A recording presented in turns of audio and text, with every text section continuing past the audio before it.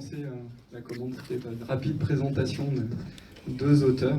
Je suis impressionné entre vous deux.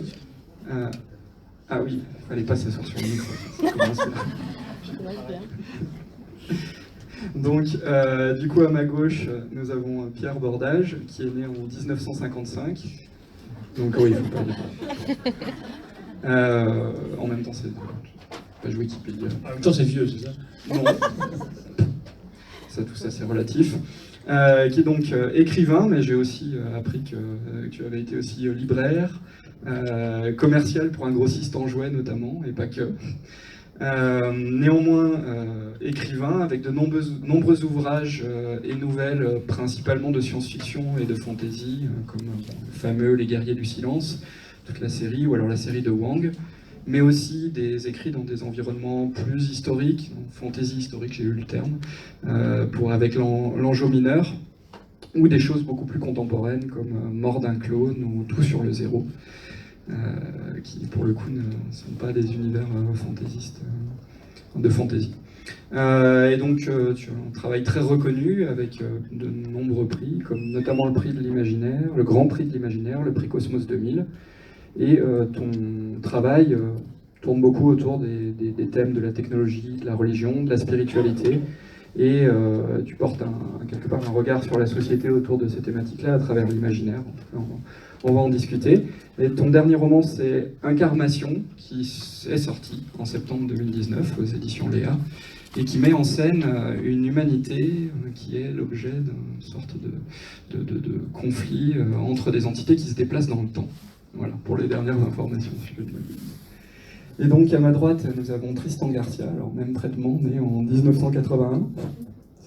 Écrivain et philosophe, donc tu es maître de conférence, je suis emporté par l'habitude, maître de conférence à la faculté de philosophie de l'université Jean Moulin Lyon 3. Tu enseignes notamment l'esthétique et la philosophie de l'art, et tu as fait un travail de thèse sur, j'ai vu, une tentative de définition de ce que peut être tout art humain. Donc peut-être qu'on pourra avoir des apports de ce côté-là. Tu as publié plusieurs romans chez Gallimard ou Folio, notamment comme La meilleure part des hommes ou Mémoire de la jungle, mais aussi de nombreux travaux universitaires, et notamment une collection. Tu diriges une collection, c'est toujours d'actualité, sur les séries télévisées. Ah non, celle-ci elle est terminée. Ah, voilà, tu dirigeais alors. Une collection de métaphysique. Très bien. Et donc récemment tu as publié un ouvrage qui va nous intéresser en particulier aujourd'hui, qui s'appelle Âme, histoire de la souffrance. C'est le tome 1, donc une affaire à suivre. Et en octobre, donc peut-être même déjà paru, déjà sorti, nous avons Kaléidoscope, images et idées, qui est un recueil de textes philosophiques qui vont parler de photographie, de bande dessinée, de technique et de politique. Donc, on va avoir des thèmes de recouvrement. Donc aujourd'hui, on se retrouve dans le cadre du mois de l'imaginaire et avec un titre qui s'appelle Matière spirituelle. Donc a priori, quelque chose de l'oxymore là-dedans, ou en tout cas du paradoxal. Mais peut-être que déjà des bouts de matière qui ont une certaine forme de transmission du spirituel, ce seraient les grands mythes, les grands contes. Et là, je voulais tout de suite vous interroger sur, pour vous, dans votre environnement, quelles sont des grandes références comme ça qui vous ont parlé en termes de grands mythes ou de grands contes de ce type-là. Je commence. Honneur aux anciens. Grand mythe, incontestablement, c'est la Bible, pour moi, qui était le plus grand mythe avec lequel j'ai été tout de suite familiarisé, parce que je suis au séminaire, donc j'ai passé beaucoup de temps à l'étudier. Et ensuite, l'Iliade et l'Odyssée, et les mythologies grecques dans leur ensemble, qui m'ont aussi beaucoup marqué. Aussi bien dans la lecture de la Bible que dans la lecture des mythes grecs, j'avais cette espèce de sensation d'être transporté immédiatement dans un loin. Je sais pas, ça résonne, non, c'est pas gênant pour vous? Là? C'est mieux là? Non, c'est pas mieux? C'est bon? Bon. Parce que moi, ça faisait un écho. Donc j'étais immédiatement transporté dans l'ailleurs et j'avais besoin de ce transport dans l'ailleurs pour regarder le monde. Et finalement, quand je suis devenu auteur, j'ai reproduit ce transport dans l'ailleurs. Après, on pourra parler du comment, du pourquoi on fait de la science-fiction ou pas, etc. Et oui, pour moi, c'était très important, ces mythes-là. Plus après, j'ai lu quelques autres mythologies indiennes, entre autres, le Ramayana, le Mahabharata, tout ça. Je me suis beaucoup, même les Upanishads, je me suis farci les Upanishads, 108, il y en a beaucoup. Donc, oui, pour moi, c'est toujours été très, très important. Et je pense que c'est même de plus en plus important. Du coup, Tristan aussi, tu as quelques références comme ça, mythes importants, Alors, il y a grands textes. À la fin, sans doute qu'on retrouverait les mêmes mythes, puisque tu citais des mythes, enfin, des grandes épopées indiennes, donc c'est mon cas aussi, le Ramayana, surtout, le Mahabharata ensuite. Mais pour moi, ça vient d'une origine différente. Je viens de parents qui ont été éduqués en fait par la contre-culture plus que par leurs propres parents, d'une mère féministe, plutôt hippie, et donc qui, dans leur éducation, essayaient de me transmettre un imaginaire décolonisé. Donc, il y avait l'idée de me nourrir d'histoires qui n'étaient pas strictement européennes, qui ne parlaient pas simplement grec et français. Donc, autant que je me souvienne, dans tous les récits que j'ai eus enfant, il y avait mélangé des contes d'Indiens d'Amérique du Nord, des contes navajos, des récits qui viennent des grandes sagas scandinaves, des choses que j'ai retrouvées ensuite dans les grands romans chinois, donc le Voyage vers l'Ouest, les Trois Royaumes, le Ramayana, donc côté indien, mais aussi des épopées africaines, l'épopée de Sundiata, hein, de l'Empire du Mali. Et donc, ensuite, adolescent et plus tard adulte, je pense que j'ai essayé d'être fidèle à cette impulsion-là, c'est-à-dire à l'idée de décoloniser l'imaginaire, de ne pas avoir un rapport ethnocentré à l'imaginaire européen, mais de faire de l'Europe une province du monde parmi d'autres, donc de traiter sur le même plan le récit biblique ou l'Iliade et l'Odyssée, ou de le traiter sur le même plan que des grands mythes indiens ou des mythes africains, mais aussi les Mille et une nuits, qui ont vraiment beaucoup compté pour moi, même si les Mille et une nuits c'est un peu particulier, puisque c'est un mélange culturel, c'est écrit par Galland, etc., qui est français. Et donc, dans tout ça, les récits indiens ont particulièrement compté, donc le Ramayana, et les grands livres chinois, particulièrement. Et j'essaie de voir, j'en oublie sans doute. Les épopées arméniennes aussi, qui sont moins connues en France, mais qui sont vraiment très belles, très importantes. Et sur le même plan, en fait, c'est ça qui est peut-être original, c'est que moi j'ai toujours lu sur le même plan l'histoire de la science-fiction et de la fantasy. C'est-à-dire, il n'y avait pas de différence pour moi entre lire Dune ou lire Fondation et découvrir, adolescent, le Ramayana, ou lire des livres, et des romans chinois, ou des romans japonais anciens. C'est intéressant, du coup, t'anticipes juste sur la suite, ça me fait parfaite transition, parce que du coup, j'allais dire un peu intuitivement, pour les naïfs dont je fais partie, on pourrait se dire, allez, la mythologie, c'est des choses très vieilles, très anciennes, et puis on entend parfois dire, aujourd'hui on n'a plus de mythes, on produit plus de mythes, on en a peut-être même plus besoin, ça on pourra y revenir, mais du coup, tu as l'air de dire, c'est la question que je voulais vous poser, finalement on produit encore des mythes ou quelque chose qui relève de la mythologie. Et du coup, qu'est-ce qu'en sera un peu la caractéristique? Donc, c'est sûrement pas que le mystère qui nous vient du passé, mais... En fait, il faut toujours se méfier de ces phrases, il n'y a plus de mythologie, c'est comme les phrases, il n'y a plus de grandes idéologies, ou il n'y a plus de Dieu, il n'y a plus de religion. C'est simplement qu'on n'est plus capable de les voir dans ces cas-là. Ça ne veut pas dire que c'est parti, ça veut dire qu'on n'est plus capable de les reconnaître. Mais des mythes, on n'a jamais cessé à la fois d'en reproduire, de les réécrire et d'en écrire. Même dans l'histoire européenne de l'Europe qui se veut rationaliste, je ne sais pas, il y a le moment romantique, le romantisme au XIXe siècle, réécrit, retourne vers à la fois la littérature populaire, les contes, le folklore, et redécouvre aussi les mythes, et en invente même, parfois en prétendant les reproduire. Il y a l'histoire d'Ossian, par exemple, qui est importante, où on fait semblant de découvrir les écrits d'un barde celte, mais en fait c'est une invention.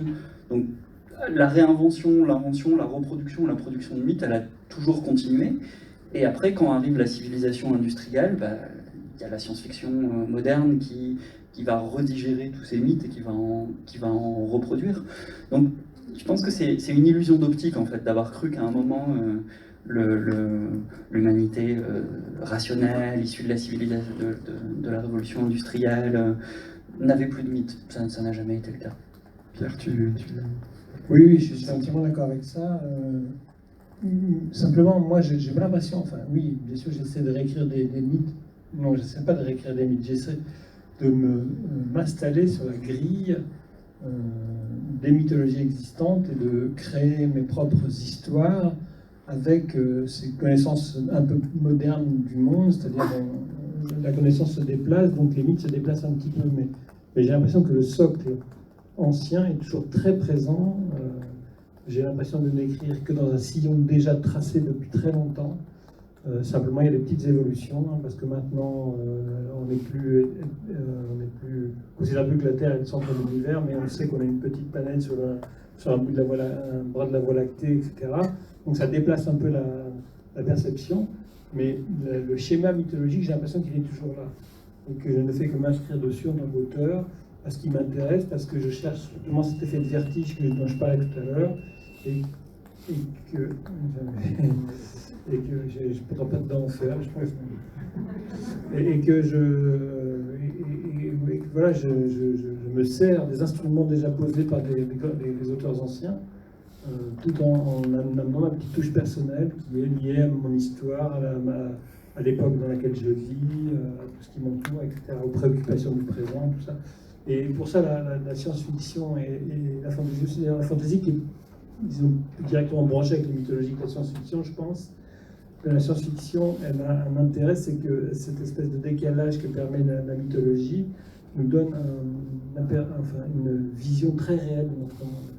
De la même façon que finalement les mythologies, qui paraissent complètement démentes, parfois délirantes, semblent appuyées sur des points très sensibles de l'être humain qu'il ne connaît pas forcément lui-même. Et enfin, c'est ce que je ressentais quand je lisais. J'ai l'impression que ça m'appuyait sur des trucs, ça me déclenchait des choses. Je ne savais pas quoi exactement, mais ça me travaillait vraiment au corps et à l'âme, quoi. Et la science-fiction permet justement, avec cette emprise, enfin, après on pourrait discuter sur la science-fiction est-elle une littérature mythologique ou une continuation de la littérature mythologique. Certains auteurs ne sont pas du tout d'accord avec ça, parce que c'est une rupture totale. N'est-ce pas, Olivier? Non, non, pas toi. Non, pas toi.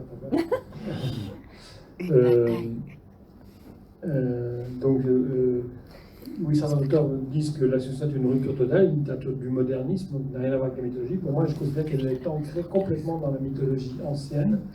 Et encore une fois, elle se déplace et elle nous permet de mieux distinguer, discerner ce qui se passe dans notre présent, surtout à cette époque où on a quand même beaucoup de problèmes, on a beaucoup de difficultés à voir, à comprendre ce qui se passe, ça se passe très très vite. Il y a une accélération considérable des technologies, de la science, et on n'a plus le temps de la réflexion, et on peut ce double appui de la mythologie et de la science-fiction nous permet justement peut-être de proposer une réflexion assez pertinente sur le présent. Merci beaucoup. Du coup, on s'est vu plusieurs fois la mythologie, tu as prononcé le terme âme. Non, au contraire, justement, vous me tendez des perches pour faire mes transitions, ça tombe super bien. C'est difficile pour Tristan d'ignorer le mot âme. En plus. Et du coup, je voulais vous demander, du coup, aussi peut-être la mythologie, puisqu'on en a encore, qui véhicule aussi certains éléments, certains messages qui relèvent peut-être du spirituel, de l'âme. Je voulais vous interroger un petit peu du coup sur votre vision. Alors c'est une question qui va être probablement dure à répondre comme ça, mais un petit peu comment vous décririez au moins rapidement ce que vous voyez de l'ordre du spirituel ou de l'âme. Enfin là, je vous laisse complètement libre de vous raccrocher à ce qui parle le plus. Je vais commencer parce que tout à l'heure, le titre, c'était matière spirituelle. Et je pense que la spiritualité a longtemps souffert de matérialisme. C'est-à-dire que la spiritualité, telle que je l'entends, j'ai l'impression qu'elle a été captée par les religions, qu'on en fait une matière. C'est-à-dire un enseignement, un ordre, un dogme, et toute une hiérarchie, et toute une société qui se structure autour de ça. Et pour moi, c'est exactement l'inverse de la spiritualité. Ce que je recherche dans la spiritualité, et ce que j'ai l'impression de trouver dans certains textes anciens, ou moderne d'ailleurs, c'est justement ce chemin vers la liberté intérieure. Pour moi, ça c'est très important. La spiritualité, pour moi, je l'assimile à la liberté intérieure et à un déshabillage progressif et constant de tout ce qu'on croit avoir comme certitude. Donc, les religions qui se sont emparées du phénomène spirituel ne correspondent pas... Parce que c'est une de mes idées sur laquelle je travaille, c'est que je pense que l'être humain est quelqu'un de spirituel, est un être spirituel. Est un être qui veut aller vers sa liberté intérieure, un être qui est coincé, on pourra parler de la souffrance après, et de tout ça, mais qui est coincé dans une enveloppe matérielle, mais qui veut aller vers une sorte de légèreté infinie qui s'appelle la liberté intérieure. Et j'ai l'impression qu'on ne peut pas y arriver avec les systèmes classiques des religions, bien que dans certaines religions, il y a aussi des aspects très intéressants. Je parlais du mysticisme chrétien, je parlais du soufisme dans l'islam, je peux parler de la Kabbale dans la religion juive, je peux parler du chamanisme, où je pense que ce sont des expériences, des expérimentations spirituelles pures, et c'est ça que je recherche. Et par l'écriture aussi, et par la lecture aussi. Et donc, je pense que le genre imaginaire, c'est celui qui permet le mieux de ressentir cette espèce de quête personnelle dans ces labyrinthes intimes qui sont très profonds. Et l'écriture, je pense que c'est un fil d'Ariane dans nos labyrinthes intimes qui nous amène vers des aspects de nous-mêmes qu'on n'a pas forcément envie de voir, ou des aspects de nous-mêmes qu'on n'a pas envie de rencontrer. Et elle nous oblige à rencontrer ça, et donc les personnages, et j'ai lu ça, j'ai vécu ça très fortement dans ton livre, les personnages sont vraiment des interpellations spirituelles fortes. Parce que justement, le personnage n'est pas dogmatique, il est de chair et de sang. Pour revenir peut-être un petit peu en arrière avant, il me semble, enfin en tout cas moi ce que je trouve gênant toujours vient de simples problèmes d'étiquetage de la littérature. C'est-à-dire si on revient à la question de ce que sont, j'en sais rien, la littérature de l'imaginaire par exemple, le problème c'est que le rapport à la matière ou à la spiritualité va être posé avec l'impression qu'il existe de camps, donc il existe d'un côté, en fait ce sont juste des principes de rangement en bibliothèque ou en librairie, quelque chose qu'on appelle soit, c'est le pire, je sais pas, la littérature générale, ou de la littérature blanche, ce qui veut absolument rien dire, soit la littérature réaliste et de la littérature de l'imaginaire, par exemple, ce qui sont de très très mauvaises catégories. C'est des mauvaises catégories d'abord parce que en fait, on a affaire à un spectre continu, c'est une variété continue, et ensuite parce que, à mon sens, le réalisme c'est une manière, c'est pas un contenu. C'est-à-dire, effectivement, il y a des écrivains qui sont réalistes, mais il y a des écrivains réalistes en science-fiction. Quiconque est amateur de hard science, par exemple, sait très bien qu'il y a une manière d'être réaliste. Mais le réel, c'est pas un contenu. Le réel, c'est une manière, c'est une manière de faire, c'est un style. Donc du coup, un premier problème vient du fait qu'on oppose une sorte de bloc où la littérature parlerait du réel, c'est-à-dire de ce qu'il y a là, le réel serait matériel, le réel serait contemporain, le réel correspondrait plutôt à ce que dit la littérature blanche, psychologique, sociologisante sur maintenant, et à côté de ça on aurait une littérature de l'imaginaire qui serait du côté de la pure invention et du mythologique. C'est une très très mauvaise manière en fait de cartographier ce qui se passe dans l'écriture et dans la littérature. Le réalisme, donc, c'est une manière, et qui à mon avis est partagée dans toutes les littératures. Il y a des écrivains plus réalistes, et il y a des écrivains qui le sont moins. C'est une manière de se rapporter à ce qu'on décrit, à ce qu'il y a. Ensuite, je pense profondément, par contre, qu'une bonne catégorie, c'est le matérialisme. Il y a des écrivains matérialistes, et il y a des écrivains qui ne le sont pas. C'est-à-dire, il y a des écrivains qui croient qu'ils parlent du futur, qu'ils parlent du lointain passé, qu'ils parlent du présent, il n'y a que ce qu'il y a. Et il y a des écrivains qui pensent qu'ils écrivent parce qu'il n'y a pas que ce qu'il y a. Il y a autre chose. Dans ce qu'il y a autre chose. Et on va aller chercher cette autre chose. Et ça, déjà, c'est une meilleure catégorie pour essayer de savoir ce qu'un écrivain essaye de faire avec l'écriture. Moi, il se trouve que... et c'est drôle parce que, du coup, nos livres peuvent se croiser et se rencontrer alors qu'ils viennent sans doute d'impulsions différentes. Il se trouve qu'un peu par défaut, je n'en suis pas fier, mais je suis plutôt matérialiste. C'est-à-dire, au fond de moi, je crois qu'il n'y a que ce qu'il y a. Et j'écris contre ça, parce que j'en suis pas heureux. Ça produit un manque. Mais du coup, ce qui m'intéresse, c'est d'essayer de comprendre comment, en décrivant ce qu'il y a, la matière, comment en émerge autre chose. Comment en émerge la souffrance, comment en émerge des organismes qui voudraient qu'il y ait autre chose que ce qu'il y a. C'est-à-dire, il n'y a que ce qu'il y a, mais parmi ce qu'il y a des corps qui voudraient tendre vers autre chose. Que n'être que des corps, qu'être fini, qu'être mortel, que souffrir, etc. Et ça s'accompagne pour moi, enfin, de l'impression que, n'étant pas du tout religieux ou n'étant pas spiritualiste, étant plutôt matérialiste, la littérature permet une opération qui est qu'à partir du moment où on écrit, par contre, on devient spontanément animiste, en fait. Parce que à partir du moment où on écrit, ne serait-ce que produire un personnage, c'est déjà produire une intériorité. C'est déjà dire qu'il y a autre chose que ce qu'il y a, un amas d'atomes, ou etc. Parce que on est obligé d'aller à l'intérieur de ce personnage, on est obligé de lui donner un devenir dans le temps, on est obligé de se mettre à sa place, on est obligé de l'incarner, mais pour l'incarner, c'est qu'on l'incarne à partir d'autre chose, et à partir d'une âme en fait. Et on est obligé, à partir du moment où on écrit, de présupposer qu'il y a quelque chose comme des âmes. Même l'écrivain le plus matérialiste, le plus terre-à-terre, j'en sais rien, même ceux qui sont du côté de Houellebecq ou de Bret Easton Ellis, ils sont obligés d'être un peu animistes. Et c'est ça que je trouve très beau, c'est qu'à partir du moment où on écrit, on est obligé d'avoir quelque chose de spontanément un petit peu animiste. Et donc, en étant un peu animiste, si on le reconnaît, on est obligé d'aller voir du côté des mythes, parce que les mythes humains de toutes les cultures, c'est un réservoir d'âme, en fait. C'est le réservoir des formes de récits, des structures, des possibilités d'animer la matière, d'animation de la matière. Et c'est le trésor infini de toutes les cultures humaines, de la manière dont toutes les cultures humaines ont essayé d'animer la matière et d'incarner ces âmes dans des personnages, dans des figures, dans des histoires. Et c'est ce réservoir infini, voilà, il serait bête de s'en priver, comme de ne pas y retourner. C'est le trésor de l'humanité. Enfin, alors, pour répondre à ce que tu disais, je ne veux pas classer les écrivains en bons ou en mauvais. C'est pas du tout ça, hein. C'est des styles en fait. Oui, c'est des styles différents, mais je pense que ce qui est important, c'est que chaque écrivain, quel que soit son style, quel que soit le genre dans lequel il écrit, que ce soit de la littérature blanche, polar, c'est d'avoir cette liberté intérieure avec son écriture pour aller là où l'emmène son écriture, sans a priori, sans dire je vais épater la galerie par mon style incroyable, c'est-à-dire être vraiment plongé dans son écriture, plongé dans son univers, quel qu'il soit.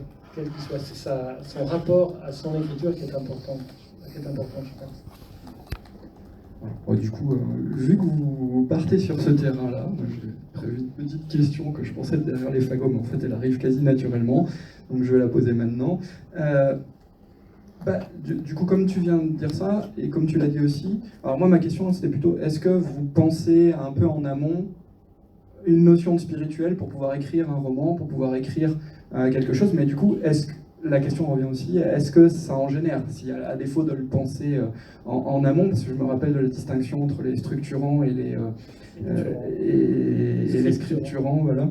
Ou les Canadiens disent architectes et jardiniers. Voilà, mais dans les deux cas, est-ce que, alors tu as un petit peu répondu, mais peut-être on peut t'entendre dessus, est-ce que toi au moins tu constates que à chaque fois tu génères dans tes écrits des environnements où on va avoir le spirituel qui va tout de suite happer les personnages, ça a l'air de jaillir en fait. Oui, c'est plutôt un jaillissement, c'est ça, c'est-à-dire que bon, je vois le dernier Incarnation, donc il y a dans le titre il y a karma, et donc forcément ça allait parler du karma. Ça, je savais ça, que ça allait parler du karma. Et pour moi, le karma, j'ai essayé de penser le karma. Qu'est-ce que le karma, quoi? Dans beaucoup de religions, dans beaucoup d'endroits du monde, on le considère comme une rétribution, c'est-à-dire je fais le bien, j'aurai le bien, je fais le mal, j'aurai le mal. Pour moi, c'est juste de l'équilibre. C'est-à-dire, c'est une action entraîne une réaction. Donc, pour que la réaction ne soit pas trop forte, il faut un équilibre. Et je suis parti avec mes personnages d'agents karmiques qui essaient de conserver l'équilibre à tout prix, parce que le déséquilibre entraîne la fin de la création, selon eux. Et évidemment, je pars d'une idée comme ça, et le livre m'enseigne énormément. Enfin, là, j'avais des personnages qui sont arrivés, qui sont des seigneurs du karma, qui ont pris une forme tout à fait inattendue, je ne m'attendais pas du tout à leur forme. Mais je passais avec eux, j'avais l'impression d'être à côté de quelqu'un qui me parlait de sagesse. J'avais vraiment l'impression de recevoir, à chaque fois que j'avais hâte de retrouver ces personnages, parce que quand ils parlaient par mes touches, par mon ordinateur, par ce que j'écrivais, j'avais l'impression qu'ils m'enseignaient quelque chose, qu'ils me disaient quelque chose de très important.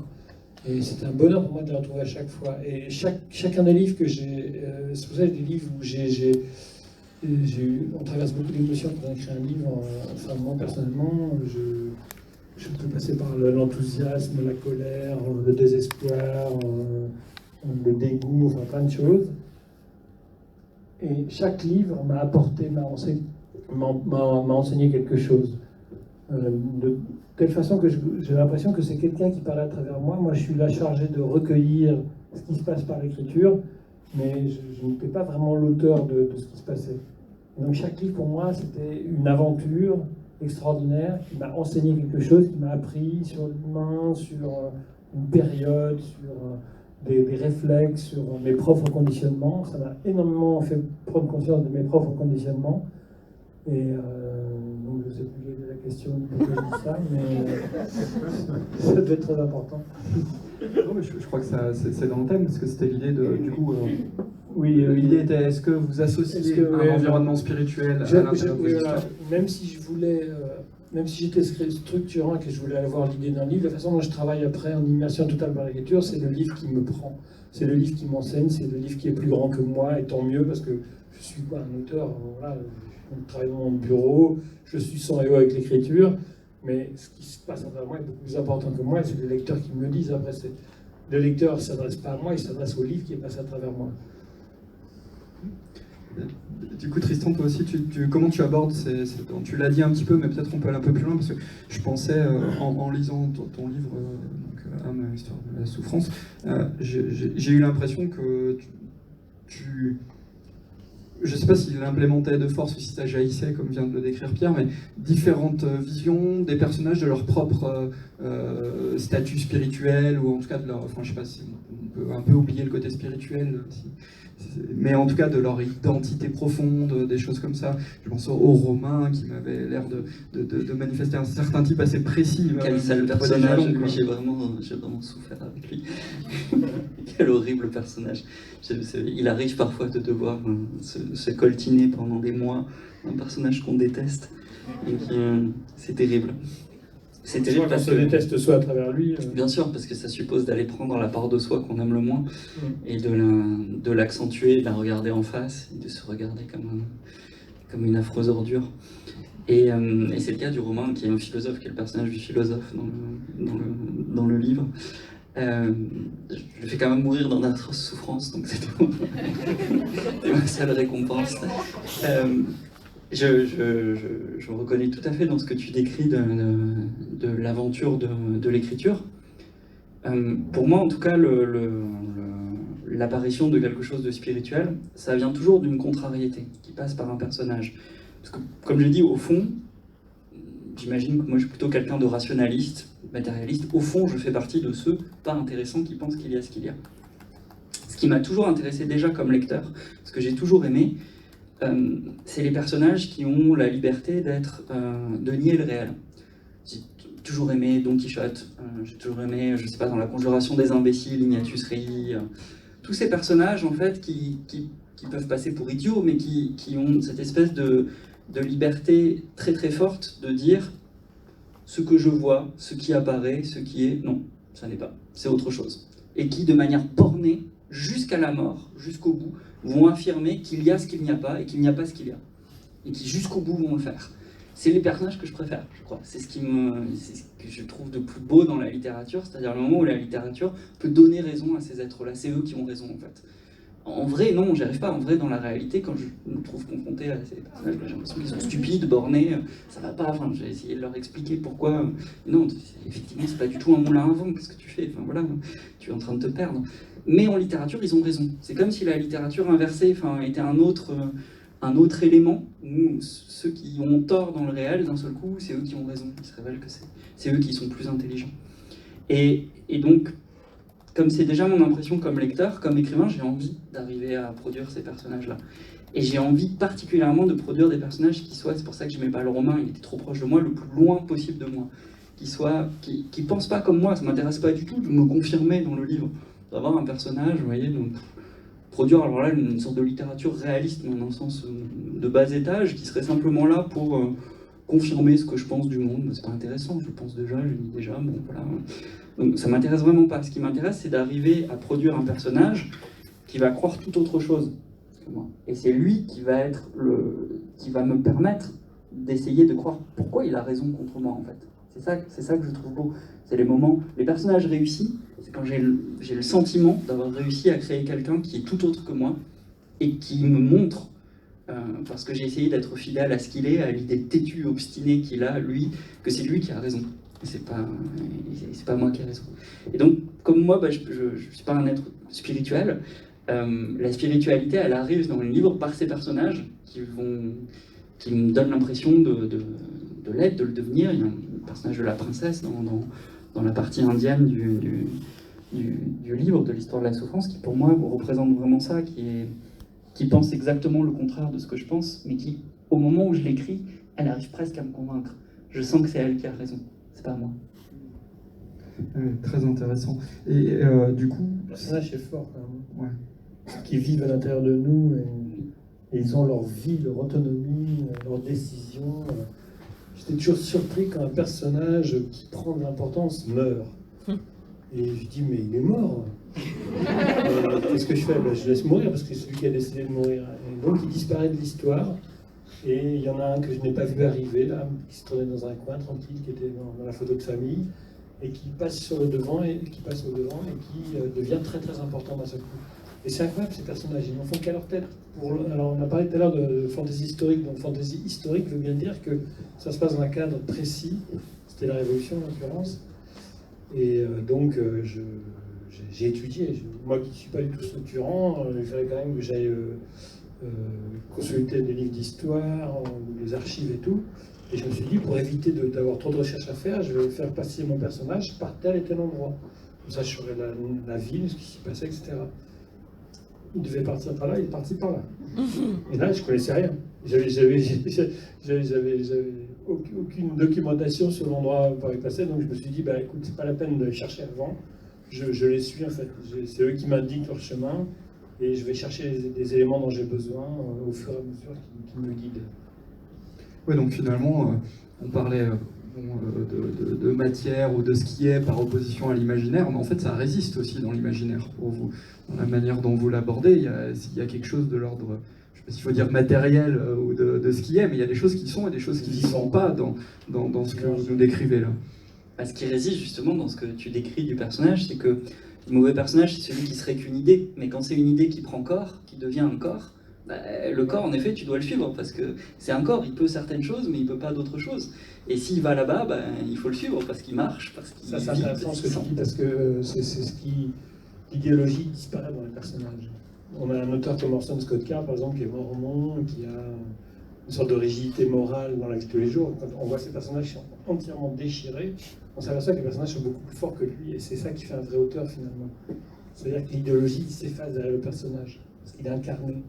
Chez lui, c'est très fort d'ailleurs, parce qu'on sent une sorte de flux et de reflux dans ses œuvres. Ses œuvres les moins intéressantes sont celles où son point de vue est en train de l'emporter. Oui, c'est ça. Ça revient. J'étais très le quatrième Ender, par exemple, je trouvais que son point de vue l'emportait trop sur les personnages. On voyait son idéologie qui les noyait un peu. Pour Alvin, c'est-à-dire que plus ça va, plus ça devient la théorie. Ouais. Mais au début, il est complètement dépassé par ses personnages, et ça devient un romancier vraiment fabuleux.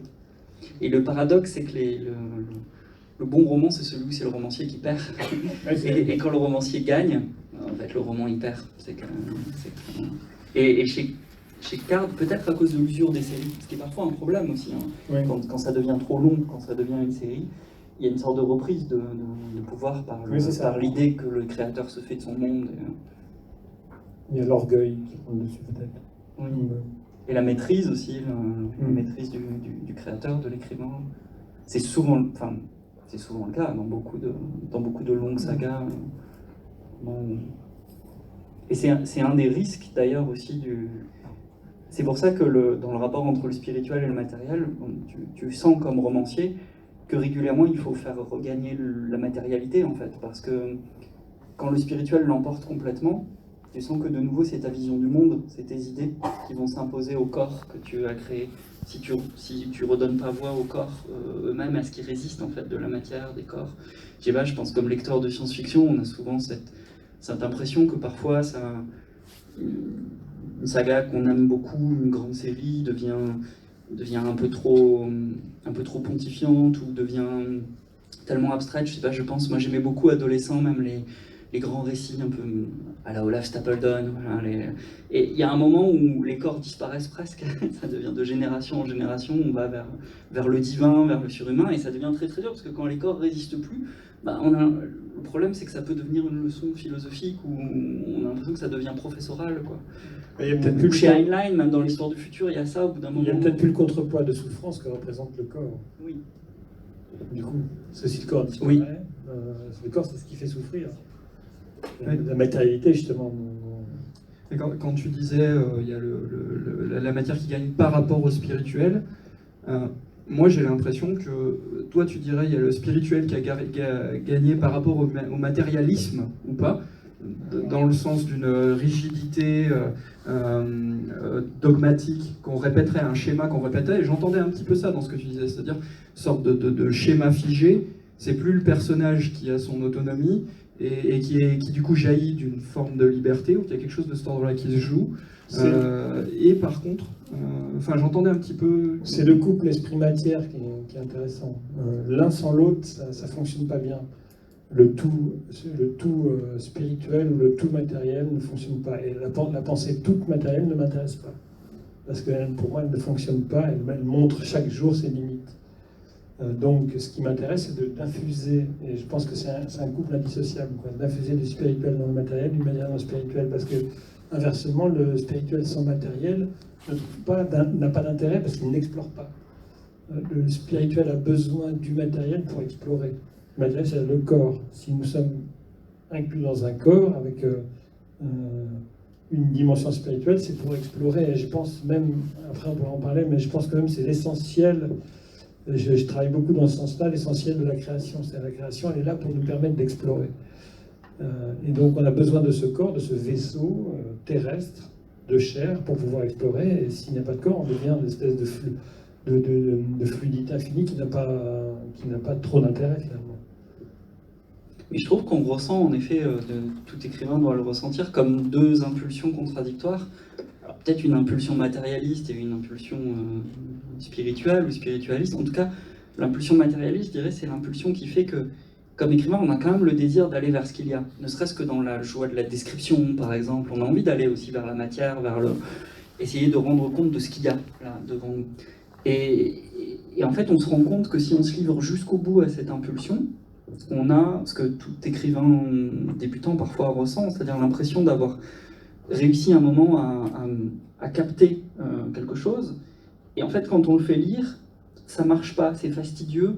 Et même j'ai ce souvenir, on peut se retrouver face à une réaction du type c'est complètement vain, c'est déjà là. Tu as essayé de décrire ce qu'il y a, mais à quoi bon, puisque c'est déjà là, on l'a déjà sous les yeux. Et je pense souvent dans Bouvard et Pécuchet de Flaubert, il y a le moment où Bouvard et Pécuchet ont leur moment un peu Balzac. Flaubert se moque probablement de Balzac, mais ils essayent de décrire le plus précisément une sorte de réalisme sociologique, etc. Puis à la fin, ça se termine en ils font des tableaux sociologiques en fait, et c'est d'une vanité complète parce qu'en fait, ils reproduisent tellement la réalité que ça sert à rien, puisque la réalité elle est déjà là de toute manière. Donc la littérature n'ajoute plus rien, n'a plus rien à ajouter, ça devient d'une platitude totale. Et l'autre, je dirais l'autre piège que je ressens aussi, c'est que quand on se dit, bon voilà, peu importe, il y a ce qu'il y a, on n'a pas besoin de d'écrire, c'est déjà là, donc au contraire, on va essayer d'ajouter quelque chose, ou d'en abstraire une vérité, ou quelque chose d'autre que ce qu'on a sous les yeux, que ce qui est déjà présent. Le problème parfois, quand on quitte complètement l'impulsion réaliste, c'est quelque chose qu'on sent parfois comme lecteur, je trouve, c'est que le risque, c'est qu'en tournant le dos au réel, bizarrement, on se retrouve de nouveau face à lui. C'est-à-dire le risque, c'est de produire une sorte d'allégorie de la réalité où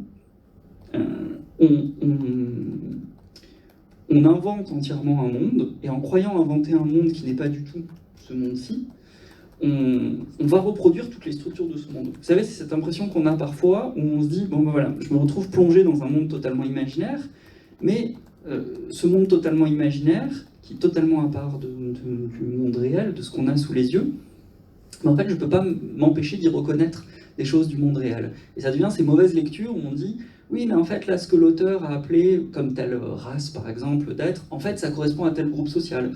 En fait tout est une allégorie de maintenant. Et à ce moment-là, on a envie de dire toujours à l'auteur, alors à quoi bon? Enfin, t'avais qu'à dire ce qu'il y a réellement. J'en sais rien, si Game of Thrones c'est juste la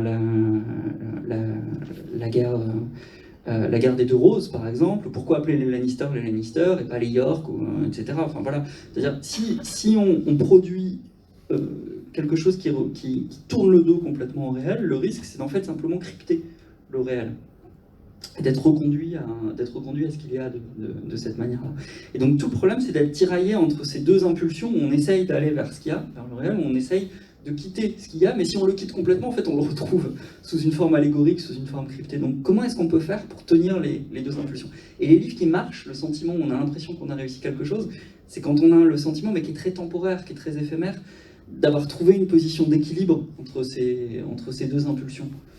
Et elle est forcément éphémère. Souvent, on se casse la figure juste après. Enfin, ça dure jamais très longtemps, je trouve, le sentiment qu'on a d'avoir équilibré son désir de matière, de réel, de ce qu'il y a, et son désir d'autre, d'imaginaire ou de spirituel. Il y a toujours un moment où ça se déséquilibre. Mais ce tiraillement dont tu parles, moi je le ressens avec l'écriture. L'écriture, pour moi, c'est la matérialisation de l'idée. Et c'est hyper dur, quoi, parce que les idées sont infiniment fluides, volatiles, etc. Et l'écriture, c'est pesant. Là, d'un seul coup, quand vous êtes en train d'essayer de décrire un truc un peu subtil sur les émotions, les sensations, etc., vous vous retrouvez avec cette pierre que sont les mots, et il faut les assembler de façon à ce que ça donne une idée la plus rapprochante possible de ce qui nous traverse l'esprit à ce moment-là.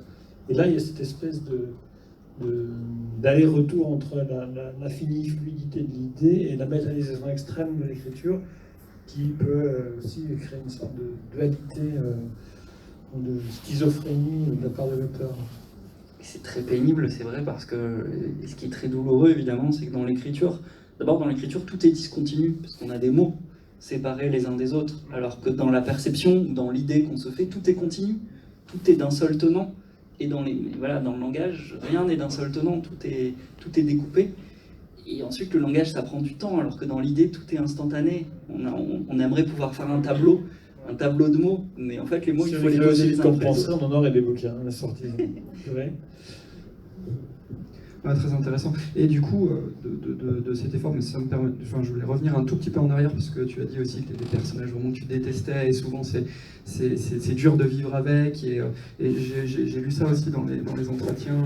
Et en même temps, il y a quelque chose parfois qui se produit de l'ordre, et on parlait du spirituel qui jaillit de l'écriture aussi, et de la rédemption, ou du pardon, ou des choses comme ça.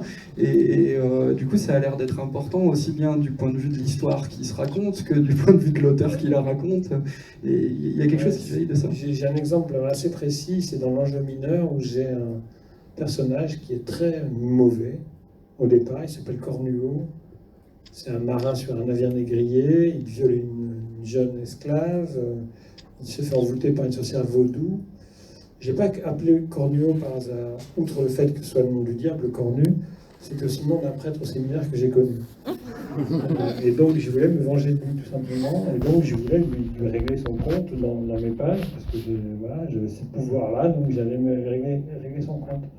Et donc je suivais mon Cornuau dans la Révolution, massacrant à tour de bras, prenant tour à tour le parti des royalistes, tour à tour le parti des jacobins, enfin, etc., se retrouvant mêlés dans tous les plus sanglants épisodes de la Révolution.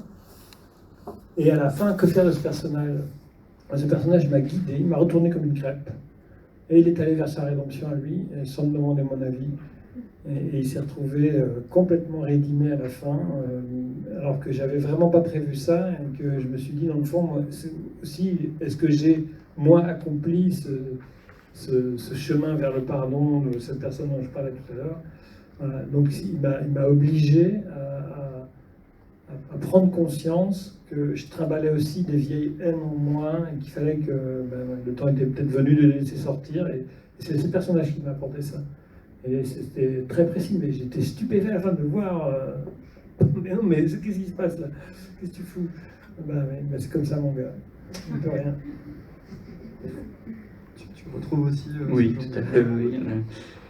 Il y a quelque chose qui se rajoute aussi qui est parfois terrible et parfois beau, c'est ce qui reste de vie spectrale des personnages qu'on a créés une fois que le livre est fini. Enfin, moi, j'ai parfois l'impression, c'est assez terrible, mais d'être parfois hanté par un personnage que j'ai raté, qui vient me demander des comptes. C'est la destinée terrible de l'écrivain comme petit dieu, le petit dieu médiocre, mais avec sa créature qui vient lui dire « Qu'as-tu fait de moi ?» Et ça m'arrive, mes pires cauchemars sont souvent des cauchemars de personnages anciens. Et je peux plus rien changer, enfin, c'est pas des séries de livres, c'est des ouvrages finis. Et j'ai l'impression d'être visité par un personnage qui vient me hurler sa rage parce que souvent, c'est l'impression que j'ai de l'avoir raté, de ne pas lui avoir donné ce que tu as donné à ton personnage, de ne pas lui avoir offert sa rédemption, de ne pas être allé au bout du personnage en tout cas, de ne pas l'avoir accompli, et d'avoir produit un personnage qui est un demi-être, un être de glaise pas complètement formé. Et j'ai souvent ce sentiment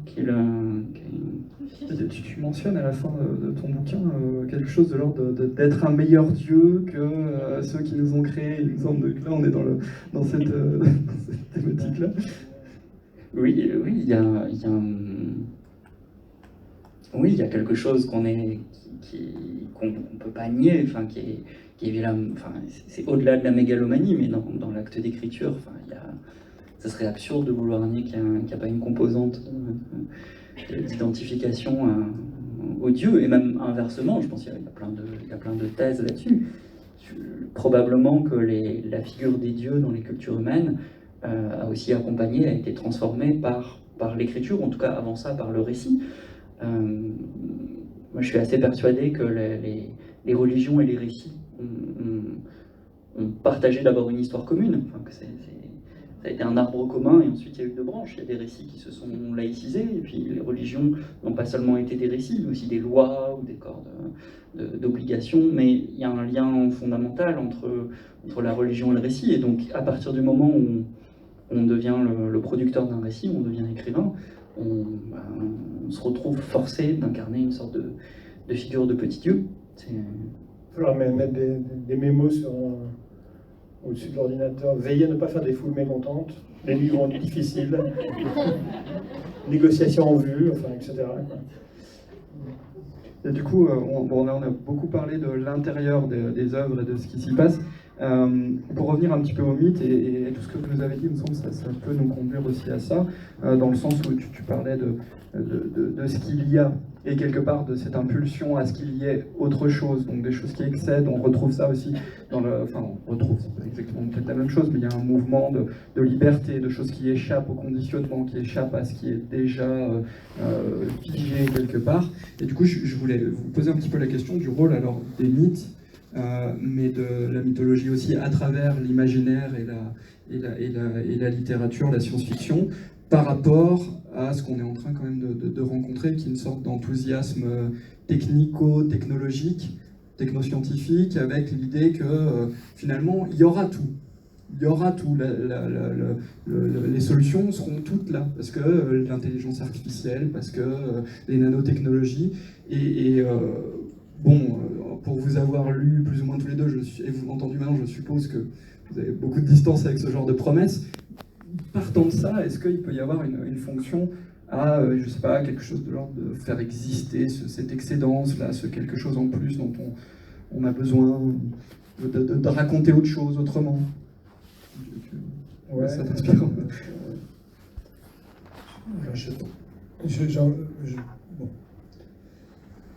Je ne le souhaite pas. Je pense que la condition d'être humain est indissociable de la mortalité. Je pense que c'est cette peur de la mort qui nous fait agir de cette façon-là, qui crée beaucoup de souffrance dont tu parlais tout à l'heure. Et je pense que l'homme augmenté, ce serait une erreur dans la mesure où on n'a pas atteint encore l'humain. Je pense qu'on doit encore travailler sur nous-mêmes pour atteindre l'humain, énormément. Enfin, il y a encore beaucoup de travail. Et principalement réfléchir sur ce que c'est que la mort. J'ai essayé de travailler ça dans un bouquin qui s'appelle Le jour où la guerre s'arrêta, où c'est un enfant qui vient sur Terre pour voir les hommes, simplement, comme il n'a aucun a priori, il ne juge pas, il regarde simplement les gens comme ils sont. Et il voit à l'intérieur d'eux beaucoup plus clairement que la plupart des gens. Et il comprend à la fin, il n'est pas venu pour les aider, finalement. Qui est-il pour aider les hommes? Sa mission, finalement, c'est de devenir un homme. Et devenir un homme, ça veut dire mourir. Et donc, il va connaître l'expérience de la mort. Et on m'a dit à la fin, mais c'est dégueulasse, tu fais suicider cet enfant se suicide, c'est pas normal et tout. Non, c'était pas ça l'idée. L'idée, c'est que si tu veux devenir un homme, un vrai homme, être humain, pas comme un mâle, eh ben, il faut accepter, il faut passer l'expérience de la mort. Voilà. Je pense que ça, c'est notre défi. Et tant qu'on n'aura pas réalisé ce défi, il sera très très illusoire de penser qu'on deviendra immortel, ou alors plongeant l'immortalité, ou qu'on deviendra ceci ou cela. Je pense qu'on aura raté quelque part un chemin qu'on doit se construire nous, les êtres humains. Plus ça va, hein, plus je réfléchis là-dessus, parce que c'est pas une vérité incarnée, hein, j'en sais rien. Je réfléchis au fur et à mesure que j'avance, et l'écriture m'aide beaucoup là-dedans. Plus ça va, plus je pense que nous devons absolument expérimenter, entrer pleinement dans la mort. Ce qui ne veut pas dire le suicide, encore une fois. Ce qui veut dire qu'il faut accepter cette condition humaine qui engendre énormément de peur, de terreur même, de violence.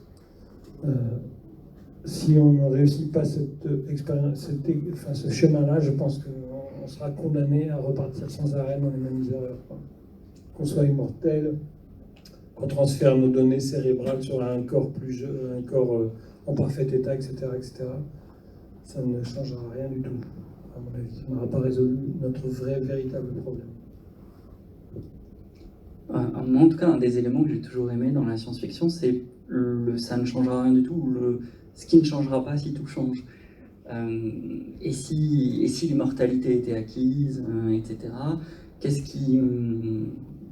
qui resterait comme problème qui ferait que des êtres immortels auraient aussi une littérature, auraient aussi des mythes, ou souffriraient aussi à leur manière et devraient aussi inventer leurs propres mythes pour y remédier? C'est une des composantes de la SF, en tout cas, qui pour moi a toujours participé du décentrement de l'humanité, enfin de faire l'expérience par la littérature, je sais pas, de l'impression, je dirais en tout cas, j'ai pas envie d'être possessif avec le mythe ou avec la mythologie. J'ai pas envie d'en faire un propre de l'homme. Après tout, je peux imaginer des surhumains ou des post-humains qui confrontés à leurs problèmes, qui ne seraient pas exactement les leurs, devraient inventer une mythologie, devraient inventer des récits pour faire avec leurs limites, qui ne seraient pas notre finitude, ou qui ne seraient pas notre mortalité, qui seraient d'autres limites. Et j'aime bien cette idée. En tout cas, à l'intérieur de la littérature, j'aurais pas de jugement je peux en avoir comme individu, mais dans la littérature, j'aurais pas de crainte à l'égard du non-humain, du post-humain. La littérature, elle m'a toujours plutôt appris à essayer de comprendre le non-humain, le pré-humain, le post-humain, l'autre, parce que... Comment le dire simplement? Parce que le roman, en tout cas, à partir du moment où on écrit une histoire, il y a quelque chose de mélancolique, forcément. C'est-à-dire, il y a quelque chose de mélancolique, d'abord parce que quand on raconte une histoire, on est obligé d'introduire du temps. Donc on est obligé de soumettre les êtres au temps. Même un être immortel, si on le raconte, il est soumis au temps. Même s'il est immortel, même s'il est indestructible, etc. Donc s'il est soumis au temps, même s'il vit en boucle, il va perdre des choses. Il va avoir un passé. Il va perdre des choses, il va avoir des souvenirs. Donc il va être mélancolique. Ça produit des êtres mélancoliques, le fait de raconter les choses. Et j'ai toujours trouvé beau le fait que, parfois, à son extrême pointe, la science-fiction puisse raconter la mélancolie d'être non-humains, plus parfaits que nous, d'être immortels, mais qui sont mélancoliques parce qu'ils sont dans le temps. Comme on les raconte, ils sont dans le temps. Comme ils sont dans le temps, ils ont un passé. Et comme ils ont un passé, ben, ils ont du mythe aussi. Et je trouve qu'il y a il y a cette force dans la littérature qui est de nous faire accéder à la mélancolie des autres, pas que de notre espèce, mais de ce qu'on peut imaginer, peut-être même de notre humanité améliorée ou de la post-humanité. Ça la rend mélancolique. Et c'est ça que je trouve beau. C'est ça qui fait que c'est pas un traité, c'est pas juste un traité de futurologie ou de. Ça peut pas être. Si c'est de la littérature, ça peut pas être complètement triomphant. Voilà. On a affaire à des êtres qui, s'ils sont racontés, ils ont quelque chose à perdre ou ils ont perdu quelque chose, même s'ils sont pas mortels. Il leur manque quelque chose si on les raconte. On pourrait mettre ça en lien avec l'homme bicentenaire, par exemple, où quelque part il souffre de ne pas avoir la mortalité, quoi. Tout à fait, il y a plein de récits, je pense à la nouvelle de Borges, l'immortel, qui du coup cherche à redevenir mortel, parce que l'immortalité devient une malédiction. Enfin voilà, la littérature est pleine de récits d'êtres qui nous semblent complètement accomplis, et en fait la littérature nous révèle que ces êtres accomplis, parfaits, immortels, indestructibles, ils sont mélancoliques. C'est vrai que c'est assez rare d'avoir un vampire, par exemple, qui a l'air super content de son statut. C'est comme bosser que la nuit, c'est Ouais, désagréable. et je pensais aussi, pour rebondir sur quelque chose que j'ai lu dans les entretiens, je me disais, par exemple, c'est dans la même ligne de ce que tu viens de dire, mais il me semble, par exemple, je vais même pas demander si c'est possible, parce que pour moi, je l'ai trouvé dans tes écrits, mais peut-être tu pourrais, si tu es d'accord, me dire des endroits où ça s'exprimait, mais ça peut nous faire sentir, par exemple, la différence entre l'immortalité du corps biologique et la notion d'éternité, par exemple, ou des choses comme ça. Et moi je vois 2-3 pistes dans lesquelles j'ai senti ça, j'ai pu vivre cette différence-là. En tout cas, la notion d'éternité aussi dans quelques-uns de tes passages. Je serais d'accord pour dire, par exemple, la science-fiction, la mythologie peut nous servir, typiquement, dans le cadre du transhumanisme, des choses comme ça, à sentir ce genre de... Ouais. Je pense que ce sont des invitations à regarder nos peurs. Les gens qui se font cryogéniser actuellement le font beaucoup par peur simplement de la mort, de ne plus exister. Moi, j'ai pas l'impression qu'on n'existe plus quand on meurt. J'ai l'impression que quelque chose de nous existe toujours. De toute façon, d'une autre, je sais pas comment, je sais pas. Je suis pas allé de l'autre côté, j'ai rien ramené comme expérience, mais c'est l'identification à ce que l'on est, à son enveloppe physique. Je pense que c'est ça qui crée le plus de souffrance. J'aime beaucoup des penseurs indiens comme Ramana Maharshi qui disaient tout n'est qu'une montagne de camphre, quoi, tout brûle, tout ça n'a pas d'existence finalement, ça n'a pas d'importance. Qui suis-je? D'où vient ce jeu? Quelle est la source de ce jeu? Et c'est ça qui est intéressant, c'est ça que je cherche dans la littérature peut-être, c'est quelle est la source de ce jeu? Qui suis-je moi, Pierre Bordage? Est-ce que j'ai une particularité? Est-ce que j'ai une individualité? Est-ce que cette individualité disparaîtra lorsque mon corps disparaîtra? Bon, tout ça, c'est des questions que je me pose tout le temps. Et du coup, j'ai presque parfois envie d'aller expérimenter la mort pour dire, mais qu'est-ce qu'il y a de l'autre côté? Parce que ce voyage, je pense qu'il sera intéressant si on a par exemple le livre des morts tibétains et du démon égyptien, et toujours ces récits qui montrent ce qu'on doit faire après la mort, dire bonjour aux anciens, etc. Ce qui serait intéressant pour moi, c'est de vivre ça en pleine lucidité, en pleine conscience, c'est-à-dire de voir le départ et de voir ce qui se passe de l'autre côté, où il ne se passera peut-être rien, j'en sais rien, mais voilà. Ça m'intéresserait énormément, comme expérience ultime de l'être humain. Et en tant qu'être humain, et là je ne parle pas de littérature ou de personne, j'aimerais vivre cette expérience-là, vraiment. Le moment n'est pas venu, j'ai encore des choses à faire, si vous voulez bien. Oui. Mais voilà, j'aimerais connaître ce voyage-là de façon extrêmement lucide, extrêmement éveillée, et non pas dans un truc de peur qui ferait que je repousserais l'expérience et que probablement j'aurais raté quelque chose ou pas. Alors, moi étant plus matérialiste, n'ayant pas de croyance là-dessus, ce que je crois en fait, c'est que ce qui fait qu'il n'y a pas que des corps, c'est qu'il y a des récits, justement. Et donc au fond, ce que je crois, enfin, c'est que ce qui fait l'identité personnelle, ce qui fait que je suis celui que je suis et que je ne suis pas juste un corps, c'est que je suis un récit. C'est que je me raconte, je me raconte mon enfance, je me raconte mon adolescence, et que les autres me racontent celui que je C'est suis. extrêmement important ce que tu dis, je pense. Le verbe se fait chair, en quelque sorte. Voilà. Et que pour moi, au fond, enfin la limite de mon matériel, c'est voilà, ce qui échappe au corps, pour moi, c'est le récit, justement. C'est pour ça que je suis écrivain. Et qui fait que la seule chose à laquelle j'arrive à croire, au-delà des corps, sur la question de la mort, c'est que ce que je crois, au fond, c'est qu'est-ce qui survit des corps quand ils sont morts, des récits. Donc, pour moi, d'un point de vue matérialiste, ce qu'on appelle une âme, voilà, c'est un récit. C'est-à-dire, quand quelque chose survit d'un corps qui a vécu, ce qui en survit, c'est du récit. C'est une narration. Et c'est pour ça que, pour revenir au sujet, que ce qui pour moi est le trésor absolu de l'humanité, si c'est la mythologie, c'est que c'est le réservoir des âmes qui ont survécu. Enfin, c'est juste ça. Quand on lit Gilgamesh, quand on lit... J'aime beaucoup ça, ce que tu dis là, parce que je pense quelque part que l'univers est un langage permanent. C'est une histoire qu'on nous raconte. Et ça rejoint peut-être la physique quantique, dans le sens où on a cette espèce de perception subjective de l'univers qui... Je sais pas, j'ai plutôt envie d'orienter les recherches de ce côté-là, enfin, explorer par là, c'est de savoir si nous ne co-créons pas l'univers en permanence. S'il n'existe que parce que nous portons un regard sur lui.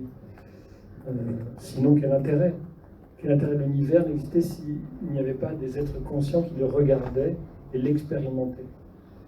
Donc, d'où la notion de corps, de tout ça, de tout le matériel qu'on a pour expérimenter, mais aussi le fait que l'univers n'existe que parce que nous existons. Peut-être, hein, mais et je pense que le récit fait partie de cette réflexion-là, c'est-à-dire le mot qui crée en permanence, le langage. Est-ce que l'univers tout entier n'est pas un langage qui se nourrit de notre langage, tout simplement? C'est une question, hein, je n'ai pas la réponse. Quelqu'un là, d'ailleurs, vous l'a donné, hein, je pense.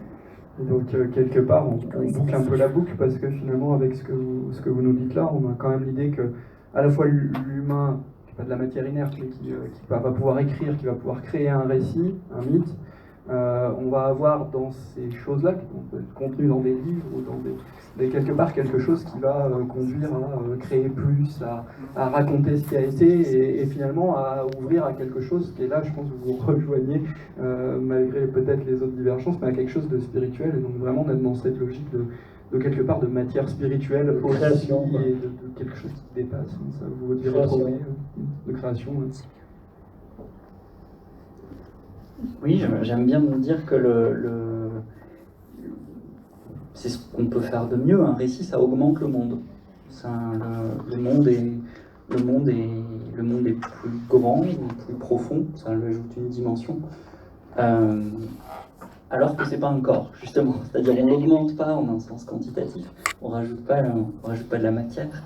On rajoute pas de la masse. Mais on rajoute souffle. On rajoute du souffle, on l'anime, c'est de l'animation au sens strict, hein. Anima, c'est le souffle latin. Et on rajoute du souffle, et aussi il y a cette idée, c'est une phrase de Proust que j'aime beaucoup toujours, Proust dit chaque livre ajoute un monde au monde. C'est-à-dire que le livre ou le récit, on n'ajoute pas au monde une partie, on n'a pas construit une table en plus dans le monde, on a construit une image du monde lui-même. C'est-à-dire qu'on a augmenté le monde de lui-même. Et c'est ça qui est puissant dans un livre réussi, c'est qu'on a l'impression, de manière temporaire, d'avoir compris tout ce qui nous comprend. On est compris par la matière, on est compris par l'univers, mais on l'a compris à son tour, on en a fait un petit quelque chose, parce que ça reste un petit quelque chose, un livre, c'est aussi matériel, c'est juste de l'encre sur du papier, etc. Ça aussi sa part matérielle, mais on a rajouté dans le monde une image du monde tout entier. Et on a compris à l'intérieur du monde quelque chose du monde tout entier, de la totalité des choses, pour L'essence, ce qui nous apparaît. une partie de l'essence du monde. Oui. Pas juste une petite partie de plus de matière, mais quelque chose de la totalité. C'est dire si on est des gens vachement importants. Quand ça marche. Le savoir, si on est encore plus important. D'ailleurs, le banquier le remarque beaucoup, ça. Quand ça On est des gens très importants. Du coup, pour défocaliser l'importance, on peut peut-être faire participer un petit peu l'audience à la création.